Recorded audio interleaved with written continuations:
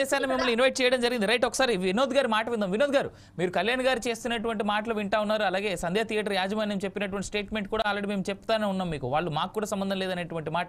So ఇలాంటి తరుణంలో దీన్ని ఎలా చూడాలి? అంటే ఇప్పుడు కళ్యాణ్ గారు చెప్పేది ఎలా ఉందంటే, మా స్టార్స్ వస్తారు ఇలా మెరిసిపోతారు, మీరు మరణించడానికి సిద్ధంగా ఉండండి అన్నట్టుగా ఉంది. స్టార్స్ అలా వచ్చి మెరిసి వెళ్ళిపోతే మీరు ప్రాణాలు వదలడానికి సిద్ధంగా ఉండండి అని చెప్తున్నారు తను. ఇదే మరి అర్థం. వారు రావడం వల్ల ఏం జరుగుతుందో, ఎలాంటి దుష్పరిణామాలు జరుగుతాయో, ఎలాంటి హఠాత్ పరిణామాలు జరుగుతాయో అని బాధ్యత లేకుండా స్టార్స్ వాళ్ళ సినిమాలకు వస్తారు, ఒకసారి ఆ స్టార్ ఒకసారి ఈ స్టార్ వస్తే ఇట్లా ప్రాణాలు బలిగొనడానికి ప్రాణాలు ఇవ్వడానికి సిద్ధంగా ఉండమని తను హితబోధ చేస్తున్నారనమాట జనాలకి. అంటే వీళ్ళ సినిమా చూడడం తప్పు, వీళ్ళని ఆదరించడం తప్పు, వీళ్ళ పైన కనక వర్షం కురిపించడం తప్పు. ఒకప్పుడు వీళ్ళు ఎవరండి సినిమా స్టార్లు, యాక్టర్లు? సింధోలు, వీళ్ళు సింధోల లెక్క. ఒకప్పుడు సింధోలు కూడా గ్రామ గ్రామాలు అయితే చూసేవాళ్ళం. ఇవాళ స్క్రీన్ లో వచ్చి వీళ్ళు వేస్తా అంటే వీళ్ళు భగవంతుడు. కానీ ఒక మాట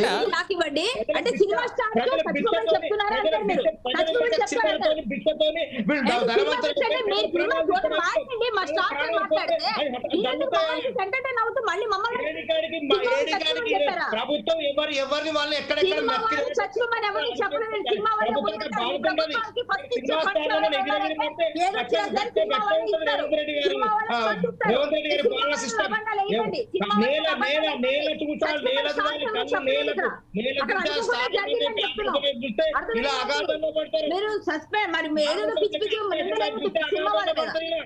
అల్లు అర్జున్ గారు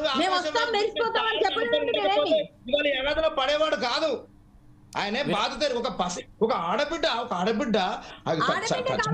బాధలేదు, ఒక పసి ప్రాణం ప్రాణం ఉందో లేదో బాధలేదు, వచ్చి మెరిసిపోతారట. ఇది ఎవరు ఊహించలేదు. వినోద్ గారు నాదో సూటి ప్రశ్న ఉంది. ఇప్పుడు మీరు మాట్లాడిన మాట